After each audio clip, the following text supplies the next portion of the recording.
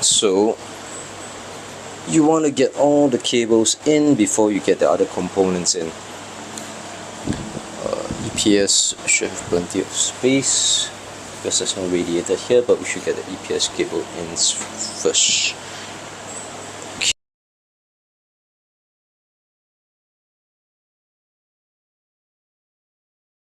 Still a little bit difficult. The easier way actually would be to have the EPS and 24-pin cables in the motherboard even before you place the motherboard into the case. Okay, so one of them is in. Now for the other one,